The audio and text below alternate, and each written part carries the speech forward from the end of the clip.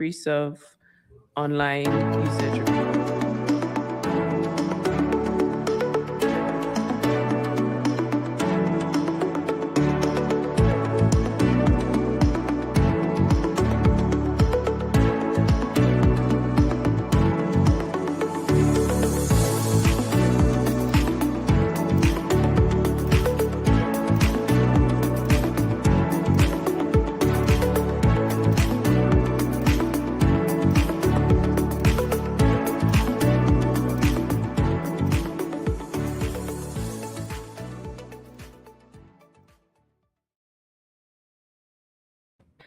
Hello, and welcome to the live series Straight Off the Bat. Join us on Thursdays as we speak to individuals from multiple industries who will help you understand financial literacy and education. If you join us from Facebook, thank you so much. Don't forget to like and follow our page to stay updated with content that helps you manage your money. I'm your host, Pauline Joseph, and today we're discussing holiday scams exposed and how to stay safe in Trinidad and Tobago this Christmas. Today we're joined by our guest, Sherwin Forte. He's been with us before, but not to worry. We'll remind you where he's from. He is the manager of corporate security at Republic Bank Limited.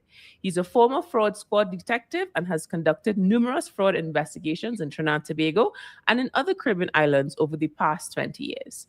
So we're going to bring Sherwin in. He is also a sports fan. Unfortunately, he's an unhappy one, but that's okay. We are going to get straight into it. So, Sherwin, how are you today? Hi, Pauline. Thank you for having me again. I am well, apart from the fact that you mentioned that I'm a sports fan, having to bear the sufferings of looking at Manchester United this season. I'm fine. That is a struggle that a lot of people are facing, but that's okay. We're going to shift to another struggle that hopefully you can help us all with, which is it is Christmas season and there's so much happening. Santa is working his way through people's chimneys or doors, depending on where you live. But when it comes to the space that we're in online and treating online, we want to look at some of the trends that we need to look out for, because with all the chaos that's happening with the traffic and buying presents and making sure you're getting your bonus on time, what are some of the fraud trends that you think people should look out for when it comes to people targeting shoppers in Trinidad and Tobago?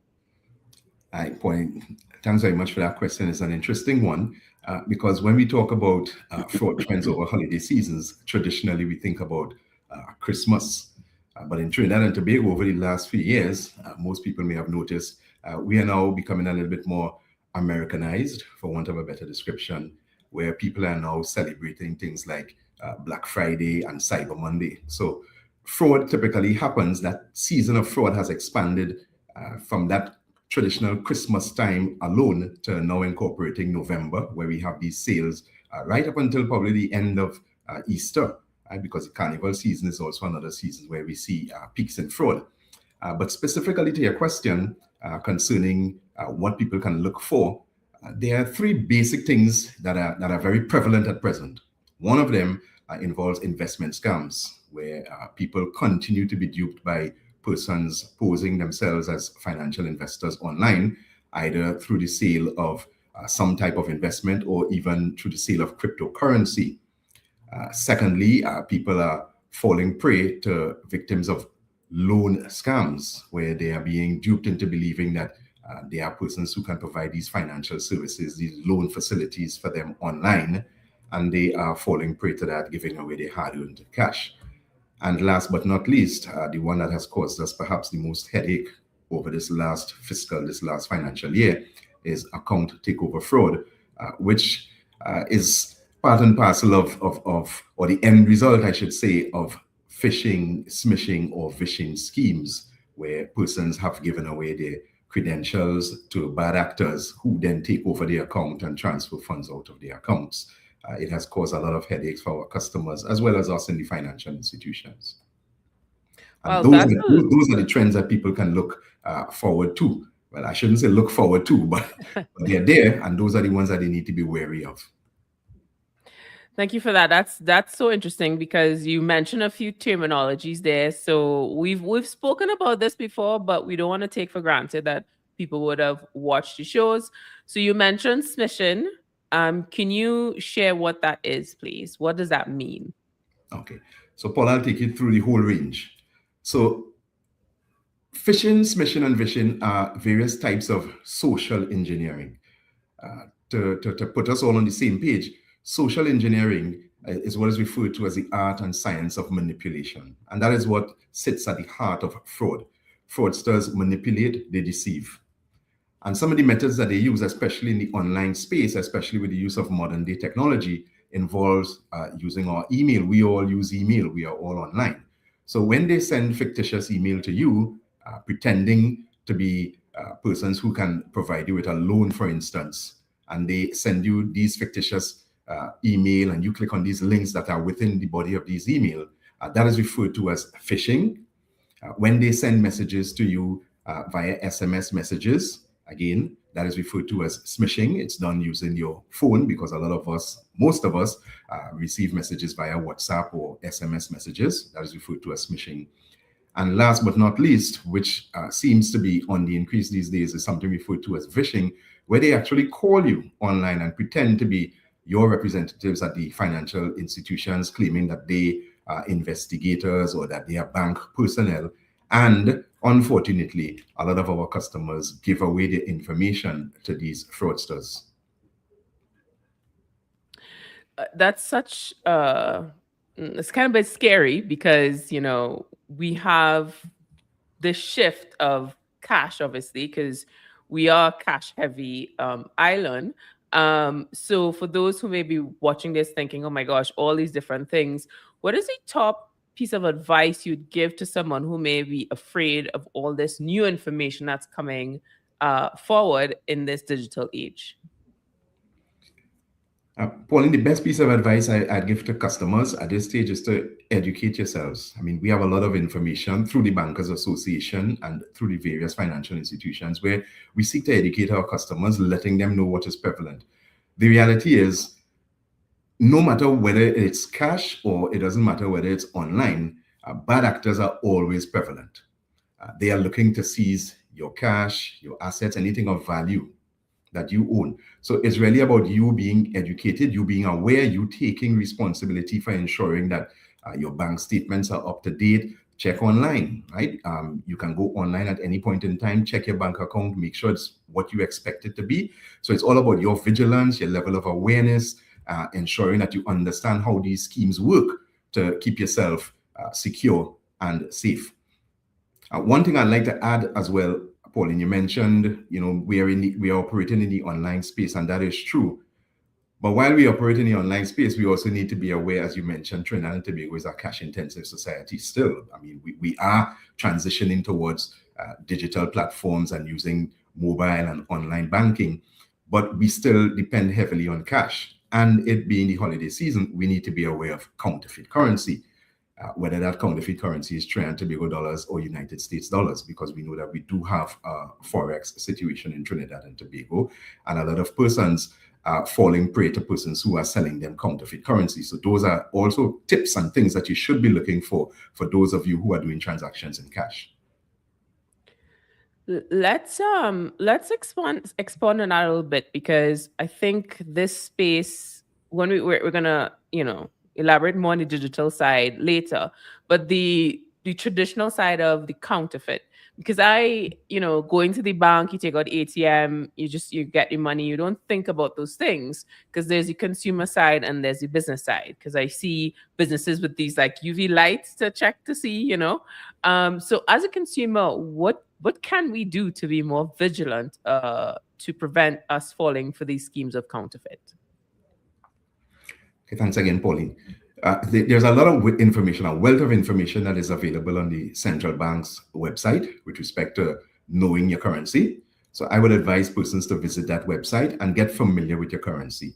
If you know your currency, you know the look and feel of it, right? The central bank gives a few tips in terms of looking for specific things, feeling the note itself, tilting the note, looking for those security features that are embedded within the note that sort of try to make them difficult to be replicated. If we know what those security features are, it makes us less likely to fall victim to when persons try to pass counterfeit currency. So it's really about knowing your currency and being familiar with those security features.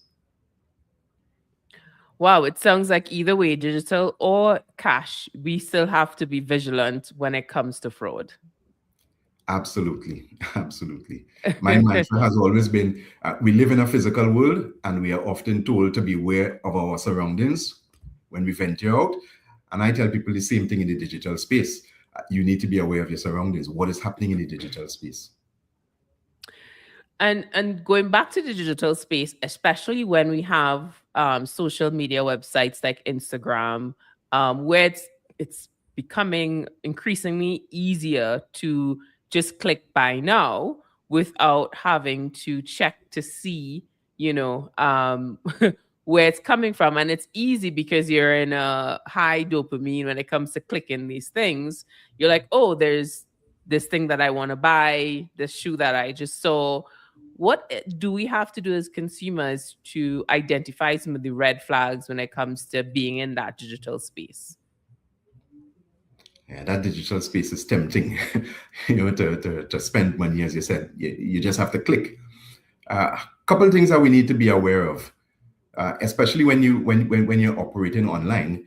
Be always aware of deals that are too good to be true. Sometimes you may see something that you think of purchasing, and the price on that particular day seems to be so good that you go ahead and click instinctively. But you really need to consider, is this really too good to be true, or is it reality? Do I expect this to be this particular price? Another thing that we need to look for is unsolicited email or unsolicited phone calls or anything that comes to you unsolicited advising of these deals. Right? You didn't ask for it, you didn't look for it, but you're seeing it in your inbox. You should be very wary of that. Another thing that you need to be considerate of is whether this deal, apart from it being too good to be true, whether there's a sense of urgency or someone is forcing you to take this deal now. As a matter of fact, Visa sent out some information recently which suggested that customers fall prey to those victims of or fall prey to those scams that involves customers being tricked into the fact that this deal is a once in a lifetime only, or at this moment only. Click now or else the deal is going to go away. Persons tend to fall for that. So you need to be aware of that urgency. Be also aware of persons who threaten you. Right? You may receive messages, you may not click on the link, or you may click and you say later, but the person becomes a little bit more aggressive. Be very wary of that as well. Right? So those are just some of the few things that you need to be wary of when you're operating in that online space with respect to making purchases. You also need to check the website. Right? I have a mantra which says, no, never trust, always verify. In the past, we used to say trust and then verify, but I think now we reach a space because there's a lot of anonymity, as you said, with the Instagram pages and so on. You don't know who is behind that page. So you really need to not trust what is behind that page, always verify. Look for reviews, look for a physical location, ensure that there are definitely people who have interacted with this particular business and they have some good reviews and they're telling you that they're getting through. And vice versa, you may see some negative experiences as well, and you maybe want to be wary of those particular websites. That's so true, because personally, I see some Instagram accounts that has, tens of thousands of followers. And then when I go to the actual images and videos on the profile, there's no engagement. Yeah. So it's tricky because you think, okay, this is a reputable company because they have so many followers. But when you go into the engagement, it's like, is this real? So it's difficult, especially when you see something that you really want and you really want it now, to be like, is this real? So I want to touch on credit card, in terms of when do we actually put in our information and some of the things that we need to look out for before we do that. Because there are a lot of websites that look real. There are a lot of emails that we receive that look real.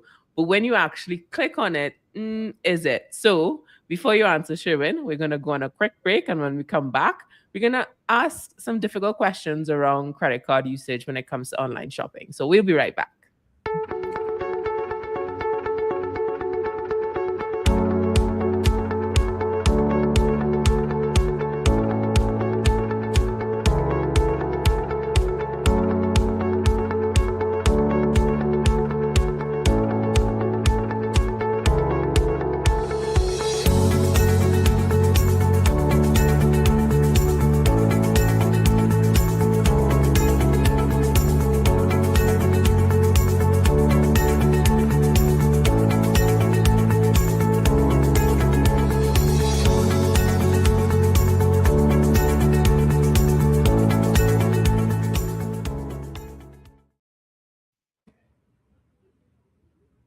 went on mute there for a second. And welcome back to the live series Straight Off the Bat.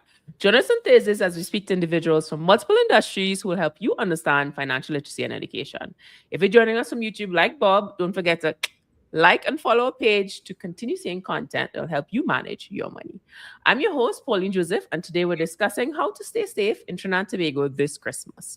We're joined by Sherwin Forte. He is the manager of corporate security at Republic Bank Limited. He holds a qualification in security administration and risk management, forensic accounting, fraud risk management, and health and safety. So we are going to tap into this knowledge as we bring him back in, because we want to have a discussion around credit card usage. Now, credit cards, it's something that's a huge responsibility in this world of adulting. And there's, a science behind using it. But outside of managing it with your accounting background, what should we be mindful of and red flags when it comes to putting in our credit card detail information? Pauline, the first thing that we need to be mindful of is that credit card has a lot of what we call transaction data embedded within it. The account number that you see on the front, the expiry date, and there's a 3-digit value at the back of most credit cards called your card verification value, or CVV. That information needs to be protected. We shouldn't be sharing that information with anyone. We should ensure that information is as secure as possible. In this age of digital transactions, all people need is that information that I just mentioned. And once they have that information, they can put it in online on these websites and make purchases in your name. You need to be mindful as an individual that information needs to be secured. You need to keep your credit cards safe. You need to be to be aware again of your environments. Even when you shop online, type in the websites for yourself. Go into your own browser and do the searches and bring up the websites for yourself. Don't click on any links embedded within any email that you receive, because more often than not, it may direct you to a website that is fictitious. And if you put in your information there, I mean, without saying anything more, without saying much more, I mean, it could be compromised. They could take your data and they can make purchases in your name. And of course, you get the bill at the end of the day. And within the Christmas conversation, we're talking about using your credit card information, purchasing online. And when you do make that purchase online, a legit company, can you share a little bit about what's happening with delivery scams? Because I've gotten SMS messages as well as email addresses from quote unquote DHL that a delivery is coming, and I'm like, well, I didn't make any purchases. So could you share a little bit more about what we should be mindful of there? Well, it's interesting. It's interesting that you put it that way, that you didn't make any purchases, because for the most part, what we see is people falling victim to this type of scam and having not made any purchases. But should you get any email or any information like that, of course, you need to verify where is this coming from, right? Don't just say that Santa Claus is blessing me. It's the Christmas season and he's sending me a package. Verify, call the courier company, check the tracking number, especially if you are expecting a package. Ensure that tracking information that you have available is showing that this is the right package, right? You want to be very careful about those things, because that is where the fraudsters tend to manipulate the process in terms of sending a package with the name DHL or some other company branded on it. You need to verify with the company itself, call them, check the number that is available online. Don't take it from anybody. Don't take it from within the body of the email or body of the message that you got, because they will redirect you to their own number. Can you share some insights, based on your 20 plus years background experience? What is the trigger, or what is people telling themselves to have them want to click it? Is it a case of, well, maybe it's a present? Like, what are we telling ourselves to fall for these scams? Paul, you mentioned dopamine in one of your remarks, and as human beings, we have the ability to feel, right? And fraudsters prey on this. They prey on our capacity to feel, to have that wide range of emotions. And sometimes when people see these things, it's a deal that is too good to be true. It is something that they are not expecting, but oh my God, who doesn't want a gift, right? And sometimes that dopamine rushes to our heads, and we go ahead and we click on the link because we believe that someone is sending something to us. Again, as I've said, never trust, always verify. I think that is what happens in the psychological space of human beings. We also have this capacity to want things, right? As a human being, we always want more, right? We need to be mindful of that. We need to be careful of that. Gosh, that sounds like a session for somebody with a PhD. So we will bypass that conversation Yeah, and talk definitely. about what you can do as a consumer and practical steps in this online payment space. Because you're coming from your background experience in fraud, but you're also working at Republic Bank. So, can you share some practical steps that people can take within the banking experience? Example, utilizing the banking apps and notifications.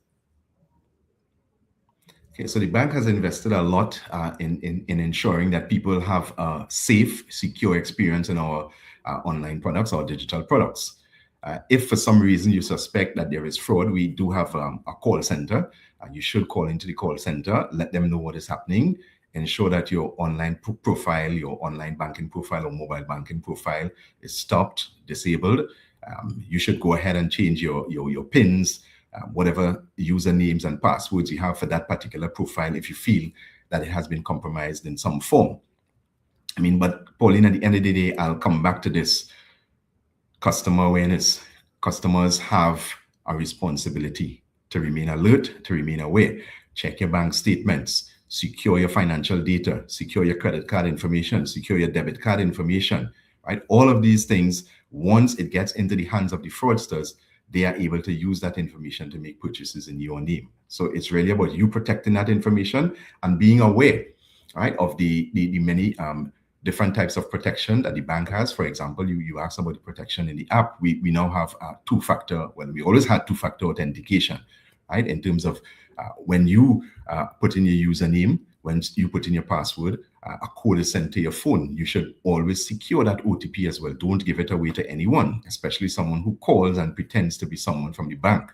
Right? I've actually heard a story where someone received a phone call and the person on the other end told them that they are working with the fraud department within the financial services sector, and they didn't want the person to call the bank because they're telling them that the bank may be involved in the fraud. Only communicate with them. And they asked them again to give them the username, the password, and when they collect the OTP to pass it on to them as well. And the person fell prey to it.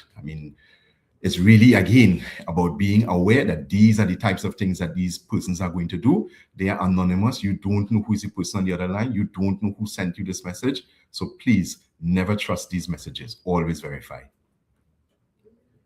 Whoa. That's an interesting perspective on a take on fraud. So can you reiterate, and I've seen this, from the banks when it comes to educating the customers, but I would love you to reiterate things that the banks will never do. Yes, certainly. You will never see or hear the bank calling you to ask you for your username and your password and all of that information over the phone. Now, I want to balance that by saying that there are some situations, because we do have a 24/7 operation that protects our customers who use their credit cards online. Sometimes our banking personnel may reach out to customers to confirm that they are the ones doing the transaction. Right? That is a safety net that is in place to ensure that you, our valuable customers, aren't defrauded. But we will never ask you for your information. And we will never ask you to give away any of that information that is in your hands. And you have the key to your house, right? You keep that key safe. I think it goes back to the older version of not giving out your PIN code, and it evolves into even more data because as we grow into this digital age, more information is required. So we all have to be mindful not to just give it away. And in the same context of fraudsters, we can't have this live show without having a conversation about artificial intelligence, because AI is a trending, and it's actually over the last 4 years, especially last year, there's been a massive increase of people searching for AI and ChatGPT. So when it comes to, work efficiency, obviously is Mhm. helpful, but it's also helpful to fraudsters. So what can we look out for as consumers around this Christmas time in Trinidad and Tobago when it comes to AI and how it will be used to trick customers? Yeah, Paulina, that's a difficult question to answer because in reality, I myself often can't tell the difference between what is real and what is artificial intelligence, what is a deep fake. Artificial intelligence, as you rightly said, is beneficial to us as human beings. That machine learning helps us to create efficiencies across all businesses in terms of our ability to analyze data more quickly. But fraudsters are also using this in the form of producing synthetic text, synthetic images, synthetic videos, and synthetic voice. So sometimes there's a blurred line between differentiating what is real and what is fake. I mean, the most I can say is be vigilant. Be vigilant. If you're not expecting an email or you're not expecting a phone call and someone calls you purporting to be someone else, pretending to be someone else, especially from a financial institution and asking for information, that should be a red flag. Right? The images are getting better. The fraudsters are getting better at using artificial intelligence. I mean, as I said, there's a very blurred line between what is real and what is fake. I mean, I myself sometimes can't tell the difference. So it's really about you ensuring that you don't give away any information and ensuring that you verify. Contact your bank, call them directly, use the phone. Right? See that old device that we have, use it. Call the bank and verify that the information that you are seeing online or that someone is sending to you is in fact from the bank. Now we've spoken about fraud in length. Even you Sherwin joined us previously, and we'll put that in the comment section where you can check out a previous conversation we had with Sherwin about fraud. But let's revisit this conversation around vishing and AI. So can you explain what vishing is and how it's going to be used with AI, especially with Christmas? And kind of have a heightened sense of giving during this time, so maybe that may assist with fraudsters being successful. So what should we be mindful of as to what is vishing, and how it will be used with AI? Yeah, so phishing is quite similar to phishing and smishing, except that it uses a person's voice. Now, there's a lot of technology or software that is available to these fraudsters where they can literally clone someone's voice. So you have, I'll just give you an example. You may have a conversation with someone. That person happens to be a fraudster. They call you online or they call you and they try to get a recording of your voice. Maybe 30 seconds worth, a minute worth of hearing what your voice sounds like, and they're able to use algorithms to reproduce your voice. All right, so that's just one example of what vision works like. In its simplest form, fraudsters contact you pretending to be someone from your financial institution, pretending to be someone who is selling a product from some business. And if you fall prey to that, you may give away your information. You may actually give your credit card information with which you may make purchases, and then they have that information now to go ahead and defraud you. In its more technical form, as I mentioned just now, they can steal your voice and use your voice to make calls to your family members, pretending that you are in some form of distress and demand that they need some help to get you out of this distress. And without you being able to make that phone call to verify that the voice that you heard online is really that of maybe your son, your daughter, or some other relative, you can fall prey or easily fall prey to a scheme like this. Thank you so much for that. And I'm also mindful, when we are putting all this information online, like my face and my voice, it's easy to pull that information and utilize it. So, guys, if you hear anybody saying that they're me and asking for money, it isn't. Please don't. Yeah, some good advice. Some good advice. Yeah, it's especially when we're in a space of social engineering, which is, we hear people on the radio every day, so we believe that they're our friends. We also see people on TV and Hollywood movies, and there's this connection that exists for us, but not in real life. So we're going to go on a break, and when we come back, I want Sherwin to share a little bit more about this space of social engineering, as well as loans, because we want quick cash now, and what is that going to mean for us? So we'll be right back. Tired of feeling lost when it comes to your money? Want to make your money work more for you? Then tune in to Straight Off the Bat, brought to you by the Bankers Association of Trinidad and Tobago. Every Monday at 8:30 p.m. on TV6, right after the news. We'll give you practical tools and strategies to help you manage your money wisely, from budgeting basics, debt management, to wealth creation. We'll cover it all. No jargon, just straight talk. Join our host, Pauline Joseph, as she speaks to experts across the industry to empower you to take control of your money. Straight Off the Bat, Mondays at 8:30 p.m. on TV6. Brought to you by the Bankers Association of Trinidad and Tobago. And welcome back to the live series Straight Off the Bat. Join us on Thursdays as we speak to individuals from multiple industries who will help you understand financial literacy and education. If you join us from LinkedIn, don't forget to like and follow our page to continue seeing content that will help you manage your money. I'm your host, Pauline Joseph, and today we're discussing how to stay safe in Trinidad and Tobago this Christmas. Our guest today is Sherwin Forte. He is joining us from Republic Bank Limited, and he also holds certifications with the internationally renowned Association of Certified Fraud Examiners and ASIS International. So with all those acronyms, we're going to bring him back in and ensure that he shares as much information with us as possible. So before the break, we were discussing about social engineering, and it's a difficult position to be in. It's a difficult, maybe embarrassing discussion to have, but it's necessary, especially in the fraud space. You mentioned it earlier, but just in case anybody missed it, what is social engineering? To be brief, social engineering is simply the art and science of manipulation. And that is what social engineering is about. It's about those bad actors using the technology that they have available to them to manipulate people into parting with their valuable assets. Okay, and we're going to get a little bit, none of us have a PhD, but we're just going to get into the psychology of it a little bit. Why would you think, based on your experience in the fraud space, what would be the top reason someone will fall for these social engineering schemes? Well, Pauline, social engineering has come a long way.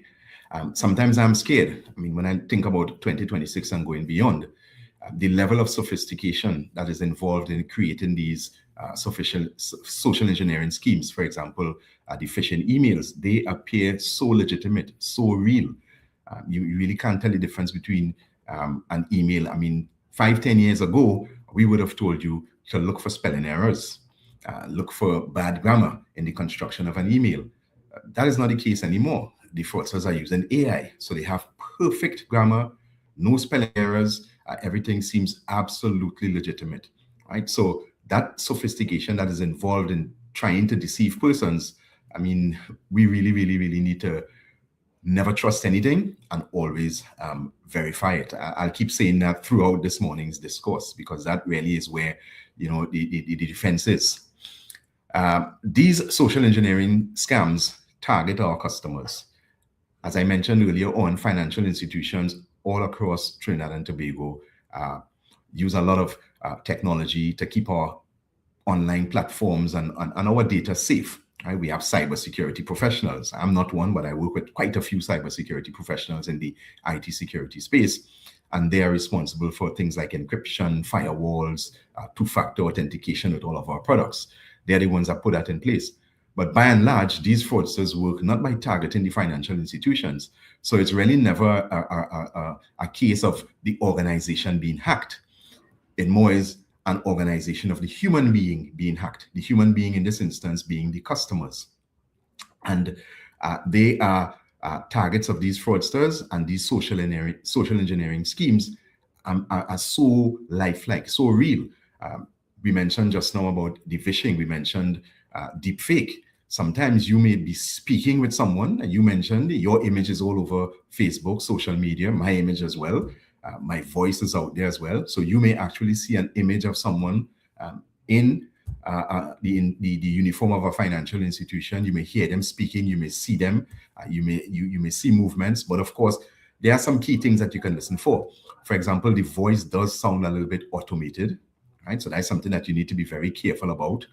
Listen for the speech, listen and look for if the person is breathing, if the eyes are moving, right? Because it could be just an image that is there and the voice is going along with it. So you really need to look at that particular image, that deep fake, whether it's a video or whether it's just a voice you're hearing. You need to really listen for that.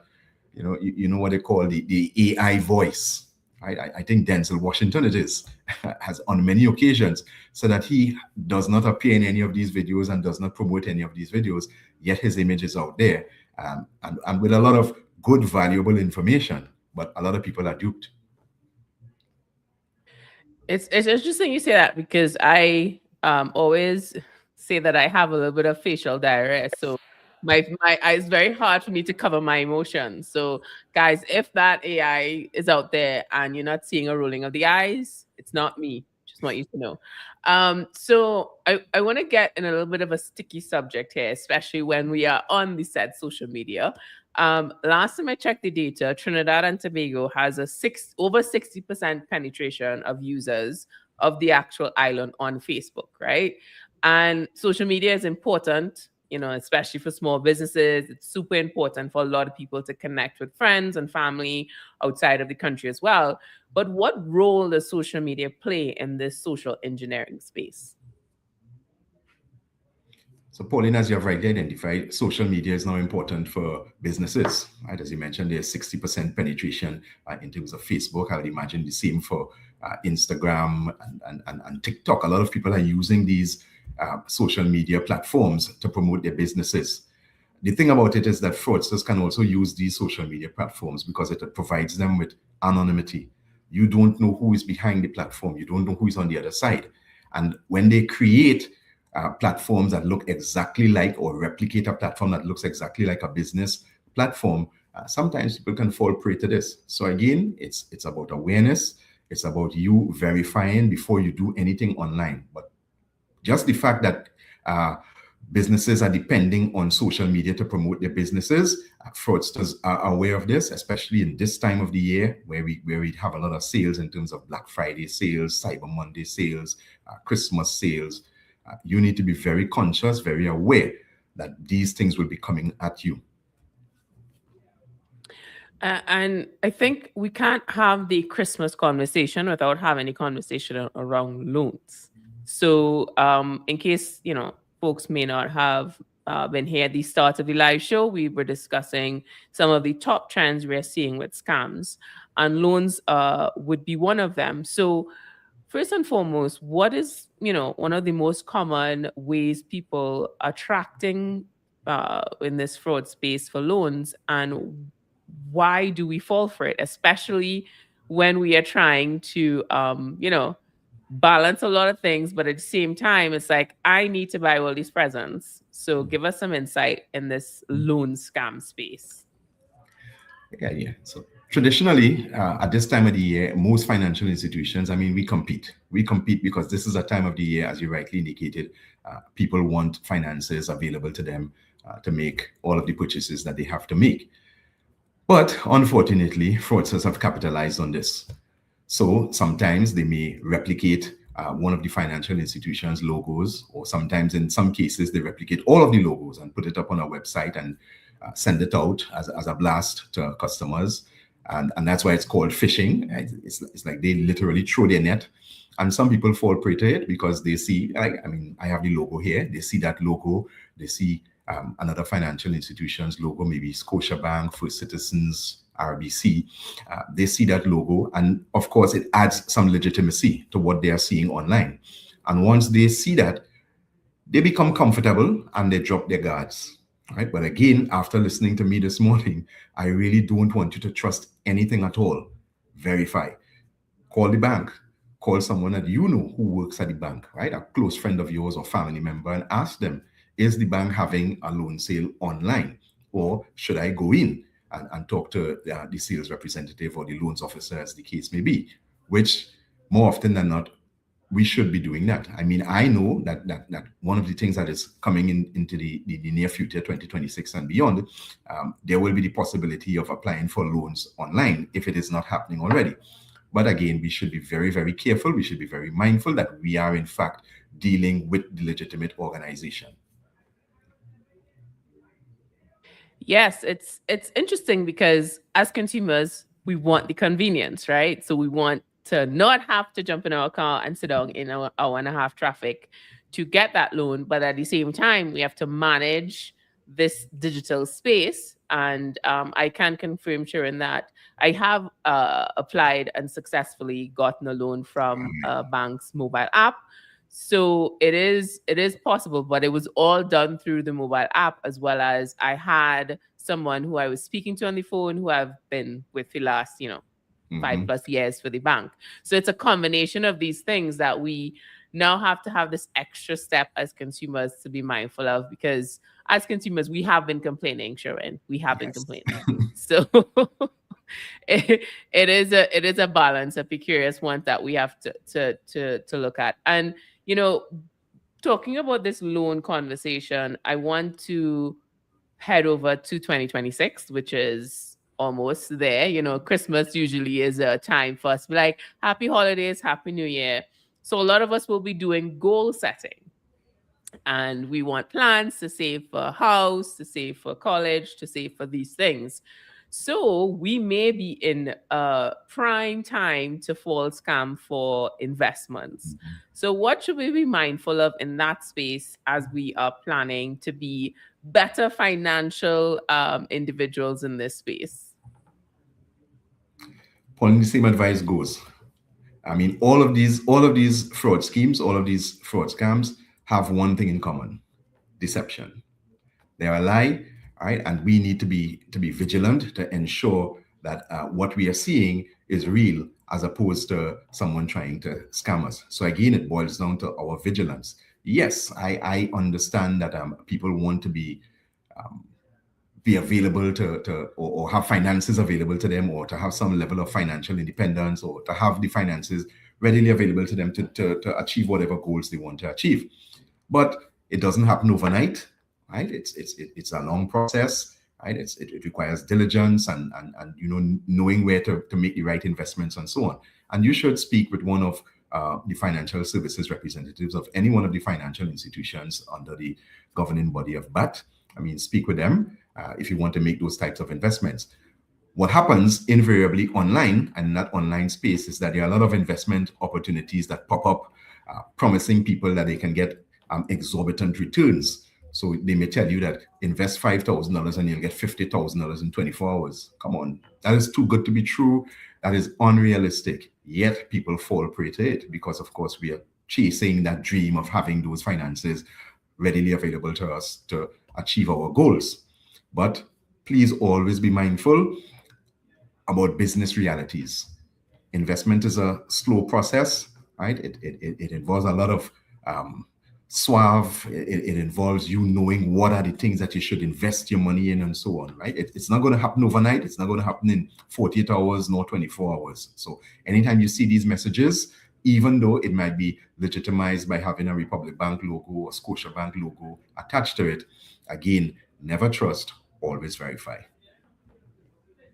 Wow, that $50,000 return is just, it's movie-like, you're seeing these things and it feels too good to be true, even you saying it out loud. But I think that's also why fitness industry is a multi-billion-dollar industry, when people could say, I can just take this pill and lose all this weight. But the reality is it takes time and effort. It's the same concept. Exactly. So these are all reminders, everyone. It's not just a quick for cash run and go with it. All these things take responsibility. So we're going to go on a break, and when we come back, we want to answer the question: if someone believes that they've clicked on a suspicious link, what do we do next? Because we are all human, we all make mistakes. So we want to learn from Sherwin, what do we do next? So we'll be right back.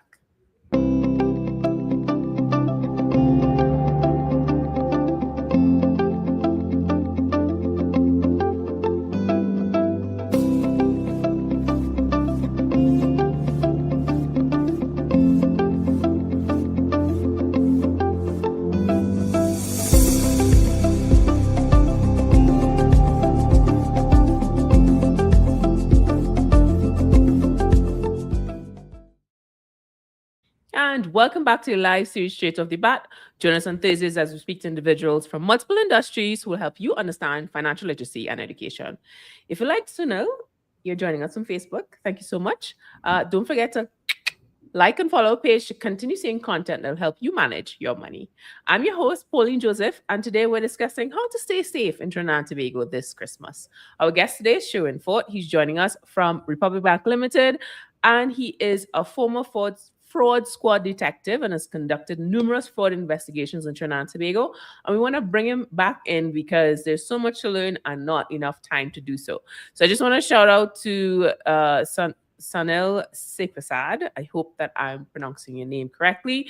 He is joining us from Facebook, and he said, great effort to highlight the prevalence of fraud at this time of year and using the online platform. So thank you so much for joining us today, Sanil.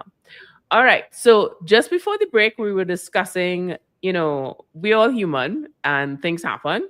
So we want to know, Sherwin, if someone believes that they've clicked on a suspicious link, and may have shared some sensitive data, what should we do immediately after, and how will the bank support us? So, Pauline, once someone believes that they have clicked a suspicious link, the first thing that they should do is contact their bank through the official call centers or customer service centers. Identify what the situation is and have that account frozen or blocked, as the case may be. The next thing that they should be doing is trying to change all of their PINs and passwords, etc., so that no one has access to the information that they are using for their online purchases, digital purchases. And third and most important, they should report the incident to the Trinidad and Tobago Police Service, whether that is through the regular station district police or the fraud squad. And they have already reported it to the bank. They should ensure that both organizations work hand in hand to try to resolve the issue. But speed is important. Don't wait. As soon as you're suspicious or you're aware that you may have clicked on a link, let us know early. The earlier we know, the faster we are able to respond to save your finances from leaving the financial system. All right. Thank you so much for that, Sherwin. And shout out to David. Thanks again for joining us today from YouTube. So with Christmas, there will be a height of people being distracted. You can also, you can let me know, there might be a height of people getting their phones stolen, because our phones are now, basically an extension of our hands. So just going to share some insight based on a site called Stat Counter that Trinidad has a little close to 70% Android users. Obviously, because Android is a little bit, less expensive than Apple. But when it comes to, obviously, we're in the space of we're downloading apps, having sensitive information. I check my balances on my bank information. What do we do if our phones are stolen? Again, Pauline, we follow the same process. Most phones, whether it's Android or Apple, they have tracking systems that can be triggered. So I do hope that people install that app or activate the app, I should say, to find my device. They should make reports to the financial institutions and, of course, make reports to the police service if their phone is lost. Another thing that I'll advise people to do, this doesn't have anything to do with the phone being stolen, but just the security of the phone itself. Whenever there is a software update that provides enhanced features on one hand, but advanced security features on the other hand, we should update immediately to ensure that our phones remain secure. I myself have fallen guilty to this, not clicking, always suggesting later, I'll update later. But we should keep our phones secure, which is, proper cyber hygiene in terms of ensuring that that device is up to date with the latest security measures or security apps. Such a good point when it comes to updates. We would be remiss if we don't also include the password conversation, because the phone itself, it's such it's robust, with all these different features. that most of us don't even use. I recently updated one of my Android phone, and it has a feature now that I only realized because I was playing around with the settings, that it has a theft feature. So if it feels as though someone ran away with your phone, it actually shuts down. So when it comes to activation of these platforms and activation of the security, I guess, hindrances, what are the top three things we need to do? Because the reality is, it is a device, but it's part of our life, So what should we do? Well, we should have password protection. We should have strong passwords, right? Not weak passwords. And importantly, we shouldn't use those passwords across multiple devices or multiple platforms, right? Because if a fraudster gets into your phone and you have one password for everything, then of course it's feeding time for them. So you want to ensure that you have strong passwords. You want to ensure that you ensure that your phone has two-factor authentication in it to get onto any app that is available on your phone. And of course, as I mentioned previously, you want to ensure that you keep updated with all the latest apps and security features and whatever technology is available for you on your phone. So you also mentioned something earlier that I think we need to share a little bit more insight on, which is cyber hygiene. And we have so many accounts with different websites, and we see things like, oh, well, this thing just got released, they got hacked into. Can you share with us what is cyber hygiene and what we need to be mindful of in this space? Yeah, cyber hygiene, as the name implies, is really about keeping your devices safe, secure, ensuring that you use proper passwords. We have a thought process here that you should use strong passwords. You should be able to ensure that your phones or devices are updated to provide you from. So it's about password management. It's about keeping your devices updated and secure. It's also about your ability to spot phishing, to spot fictitious emails, etc. Right. So those are the types of things that you want to do to keep yourself, clean in that cyber environment and safe from fraudsters who are constantly attacking us. So I also want to talk about in the cyber hygiene space. We would give our email address as a way to get that OTP, that one-time password. Why is it important for us to ensure that our email address password is strong? And what are some of the incidents that happen if it's not strong, especially when your information has been leaked? Again, your password is your key. It's like the key to your house. And that perhaps should send shivers up everybody's spine, because as I mentioned, most of the fraud now is customer targeted. Fraudsters, yes, I am certain that they will try to hack into organizations, but most organizations are getting better in that cyberspace environment. And as I said, that is for my colleagues. My colleagues are the cybersecurity experts, but I'll use the analogy nonetheless. It's the key to your front door. That email is the key to your front door. Once they get into your email, they can get access to anything else, because everything else is shared here. They can do a contact sweep, get in contact with all of the persons with whom you are in contact on a regular basis. They can now send them phishing messages, pretending to be you, of course, because they've taken control of your email. So that is one reason, one legitimate reason, the major reason why we should keep that password safe, and we should ensure that it is as difficult as possible. I have heard a school of thought that says that once your password is a word and a random number, there are algorithms that are available to pick that. So we should be using alphanumeric combinations. Again, this is in the cybersecurity space, the IT professional space. But you should really be using alphanumeric combinations, a word, a number, a special characteristic, etc. Make it as difficult as possible. And again, we mentioned it just now, some persons use the same password for convenience because it's easier for them to remember one password as opposed to a plethora of passwords. They use one password across multiple platforms. Again, I would advise against that. As difficult as it may be, try to invest in a password manager so that you can manage your various passwords for your various online platforms, so that if a fraudster by chance gets into one, he doesn't get into all of your multiple platforms. Such important information, and you spoke about making it difficult, and I think that's such an important part for us to keep reiterating. So, can you share? And I'm not sure if it's your space, so let me know. Can you share what is biometrics and why it's important?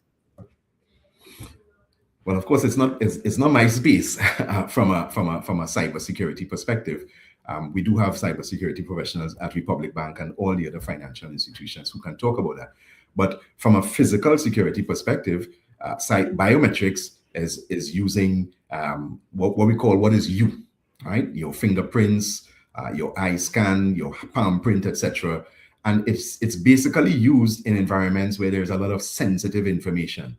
So, for instance, from a physical security perspective, you may find that you can get into, let's say, a bank through the front door. You walk in, right? There's no security requirement. But if you go to the data center or where a lot of information is held, we tend to use a lot more security, and the security there tends to be biometric in nature. So it recognizes only you as the person who has access to that, meaning your thumbprint, your handprint, your fingerprint, your retina in your eyes. So that type of information is referred to as biometrics. It's about your biology, your body makeup, and we use information that is intrinsic to you, especially when accessing high security or sensitive information. All right, so we're going to close off with this final question. We're going to tap into your 20 years of experience, Sherwin. From your perspective, what is the most common mistake that we consumers make when it comes to being exposed to fraud, and what can we do to avoid that mistake? Yeah, thanks, Pauline. I think the most common mistake that people make is a combination of things. They share their PINs, they share their OTPs with other parties, they share their card and give away the information. So my advice would be to not share that. We click on links, as we mentioned throughout our discourse this morning. We click on links without verifying. Again, never trust, verify, don't click on links, don't give away your information. Someone calls you on the phone, please verify that it is legitimately the bank that is calling, or hang up the call and let them know that you are going to call the bank, and you call the bank and you verify that that call was in fact a legitimate one. I don't think that anybody on the other end who is understanding what is happening in today's world, especially if it's a representative from a financial institution, will be bothered by that, level of paranoia, right? I call it polite paranoia. We need to be paranoid about our information. Don't give it away to anyone. Never trust anyone who is asking you for any information on the phone. Never share your PINs, never share your passwords, never share your OTPs, because we have seen in the past couple of months that fraudsters using phishing, social engineering technology or schemes, have called persons, and persons have given away that information in that telephone conversation. Another thing that consumers tend to do is use weak passwords, right? We mentioned that just now. Try as best as possible to use what I refer to as a passphrase, right? So it's no longer one singular word, but try to use a phrase. One suggestion from cybersecurity experts is to use maybe one of the phrases or the chorus from one of your favorite songs. So it may be a bit lengthy, but you alone know that, and you really shouldn't be sharing that with anyone. Thank you so much, Sherwin. And on that note, we want to say thanks again to Sherwin Forte for joining us today and sharing insight into holiday scams exposed, how to stay safe in Trinidad and Tobago this Christmas. Don't forget to sign up to be notified on our next live show via the comments. It's either there or there, depending on where you're watching this on social media. As always, be sure to like and follow our pages across social media so you don't miss a single live show. And thank you so much for joining us in 2020-25. We're going to go through a whole era situation in January of putting 2025 when it's supposed to be 2026, but that's okay. Happy holidays to you and your family and all the best. Thank you so much. Bye, everyone.